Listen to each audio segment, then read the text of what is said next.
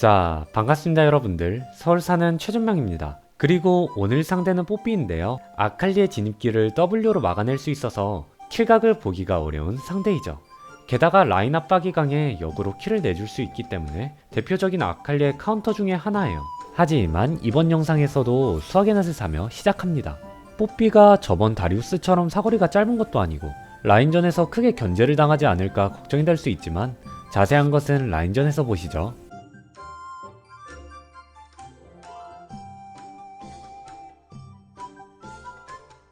삼거리 풀숲에서 대기하는 중에 라인 뒤쪽에서 보이는 상대 뽀삐.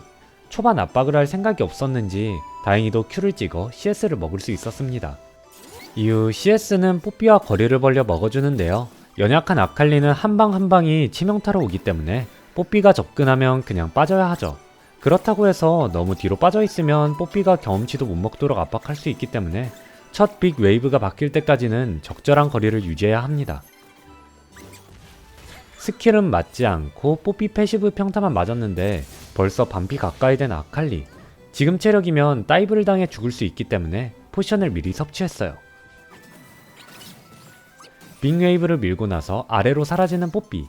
미드로 갈 수 있으니 제라스에게 퇴각핀을 여러 번 찍어주도록 하죠. 다행히도 아군 정글은 아래쪽.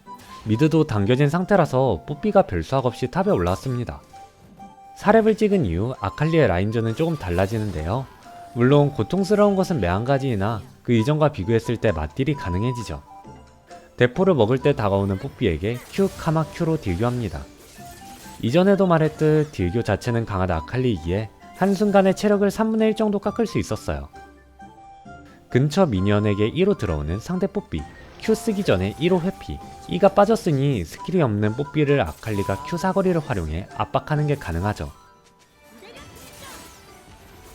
체력이 없는 뽀삐는 기환을 시도합니다. 저도 수중에 돈이 1100원이 넘게 모여 기환 이후 외상룬으로 흡수의 시선을 사고 복귀하는 방법이 있었으나 대신 집에 가는 뽀삐를 방해했어요. 그야 곧 6렙이 되기 때문이죠. 평타로 레벨업 하자마자 진입. 급히 W를 썼지만 이미 늦어 궁진입을 허용하고 맙니다. Q로 둔화하며 R 점화 평타로 마무리하려 했지만 전멸을 쓰는 뽀삐.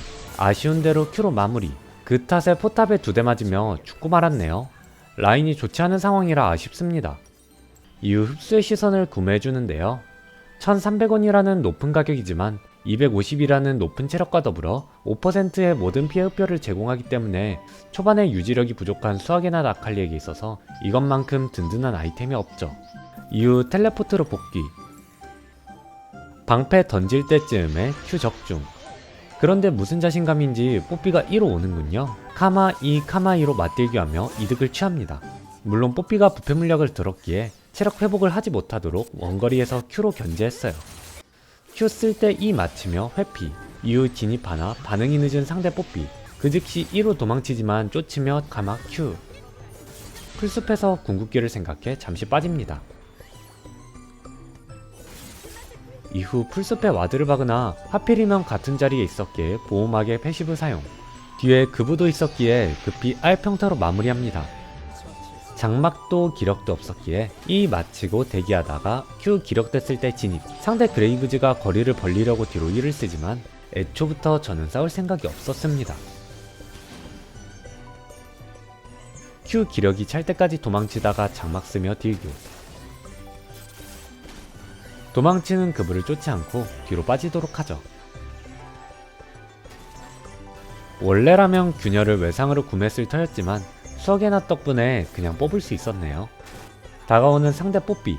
아무래도 라인을 밀기 위해서인 것 같은데요. 바로 맞대응하며 싸워줍니다.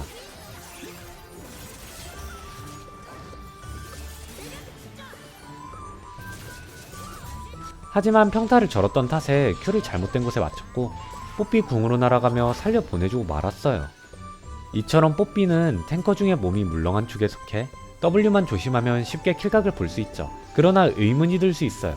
상대 뽀삐가 아칼리의 진입을 W로 막았어도 이런 일은 안 벌어졌을 것 같은데요. 여태껏 상대 뽀삐는 W를 제대로 쓴 적이 없기 때문입니다. 만약 아칼리의 진입을 W로 막았다면 어떻게 해야 할까요? 다음 킬각에서 알아보도록 하죠. 라인을 포탑에 박히지 않게 하기 위해서 다가오는 상대 뽀삐. 압박을 하려 E를 썼지만 상대 WA에 막혔습니다. 심지어는 이후 벽궁까지 당하며 체력을 크게 내어주고 말았죠. 이후 가까이 올 때까지 뒤로 빼다가 장막 사용. 카마큐를 맞고 체력이 빠진 상대 뽀삐는 당황해서 위로 빠지지만 R 카마큐에 의해 마무리됩니다. 이후 나타난 파이크가 처형각을 위해 1호 급히 나타나지만 승전보로 인해 체력 회복, 처형각은 나오지 않고 2카마 R 2카마를 맞고 죽게 되죠. 그러나 상대방 정글이 보이지 않아 라인을 버리고 귀환하려던 때 토너먼트의 세 번째 도전자 그레이브즈가 나타납니다. 이 적중하며 벽 반대편으로 도망치는 척하다가 다시 진입하며 카마큐 W, 벽에 가까이 가면 돌아오는 Q에 맞아 킬각을 줄 수 있기 때문에 바깥으로 빠집니다. Q 빠진 걸 본 이후 카마 Q 쓰며 풀숲으로 진입, 카마로 마무리합니다. 이후 뽀삐가 오기 전에 라인을 빠르게 밀고 귀환하려고 했으나 아쉽게도 늦어버리고 말았네요. 뽀삐와 싸울 때 가장 중요한 것은 W를 미리 빼놓는 것입니다. 그야 진입을 했을 때 W에 막혀 킬각을 못 보는 상황을 피하기 위해서이죠. 이 이탈을 대놓고 쓰는 것도 그러한 이유예요. 쿨타임에서 큰 차이가 날 뿐만이 아니라 진입을 막자니 이후 아칼리의 궁극기를 막을 수 없고 막지 않자니 딜교에서 큰 손해를 입게 됩니다. 물론 방금처럼 벽궁까지 당하는 건 좋지 않지만 아칼리가 유리할 때는 해봐도 괜찮은 플레이예요. 아무튼 즉시 악포에 신발까지 뽑아내며 빠르게 코어를 올렸어요. 죽어있는 동안에 싸우기 시작한 아군들, 부활하자마자 즉시 텔포를 탑니다. 체력이 적은 뽀삐를 노리지만 점사로 금방 너덜너덜해진 아칼리. 그러나 라칸이 W를 기가 막히게 써서 적들을 띄웠고 EQW로 마무리합니다. 이후 기절을 맞은 뽀삐까지 응급실로 보내주었어요. 카이사까지 마무리하고 싶었지만 스킬이 없으므로 잠시 빠지다가 EQ로 진입. 그러나 Q를 전멸로 피해 이대로 죽는 건가 싶을 때 라칸의 슈퍼세이브, 그리고 카이사가 죽으며 암살에 성공했어요. 다소 무리한 플레이였지만 템이 잘 나온 덕에 죽는 걸 막을 수 있었네요. 조금 있다 바텀을 밀다가 바론 쪽 시야가 사라져 위로 올라가는 도중 그때 얼굴을 드러낸 그레이브즈. 아군 드분과 라칸이 역공을 노려보지만 외려 키를 내며 도망가네요. 하지만 뒤에는 아칼리가 있죠. EQ로 복수. 궁극기는 카이사에게 씁니다. 뽀삐 W 생각해서 궁을 아꼈지만 모습 드러나며 벽궁. 급히 RQ로 마무리를 시도하지만 시점 고정을 하지 않은 탓에 Q를 이상한 곳에 던졌습니다. 그렇게 죽는 건가 싶을 때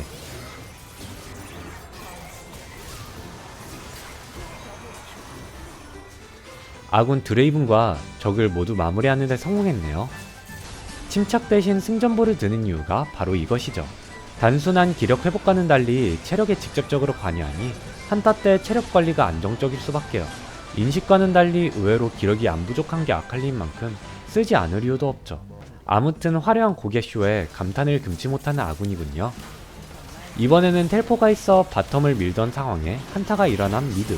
즉시 텔포를 뒤쪽에 써서 포위를 노려보지만 오히려 상대가 들어오며 본대와 멀어졌습니다.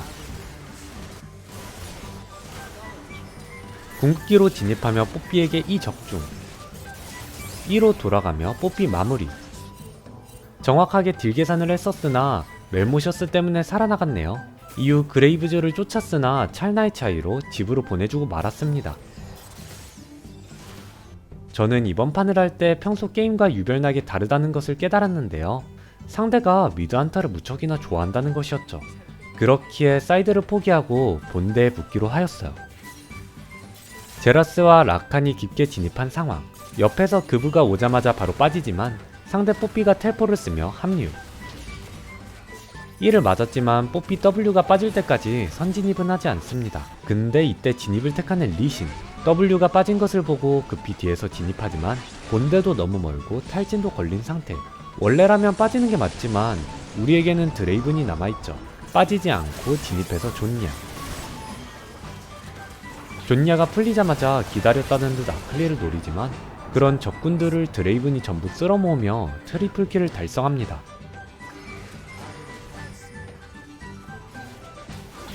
시간이 지나 곧 용이 나오려는데 가까이 온 파이크에게 궁으로 진입하지만 1호 반응하는 바람에 그냥 녹아주고 말았네요. 라칸도 잘리고 리신도 뽀삐 궁극기에 날아가 용을 줘야 하나 싶을 때 제라스가 뽀삐 벽궁에 맞으며 킬을 내줍니다. 이후 리신도 파이크에게 처형. 뽀삐와 그브, 파이크가 저를 쫓아오네요. 이때 포탑 안에 있는 게 제일 안전한 선택이었지만 부활한 드레이븐이 물리지 않도록 어그로를 최대한 끌었어요. 그러나 존야 타이밍을 질질 끈 탓에 존야를 썼을 때는 이미 빈사 상태. 급읍 평타에 마무리되었군요. 하지만 아군 원딜은 방금 트리플킬을 먹은 드레이븐 3대1을 훌륭히 해내며 다시 한번 트리플킬을 올립니다. 제가 할 수 있는 일이라고는 감탄사를 짓는 것밖에 없죠. 게임은 30분이 지나가며 킬스코어도 유리하지만 아직 2차까지도 못 민 상황. 상대 쪽으로 게임이 길게 끌리는 것을 막기 위해서 아군과 바론을 쳐서 부르기로 합니다. 바로 입질이 걸리는 상대 뽀삐.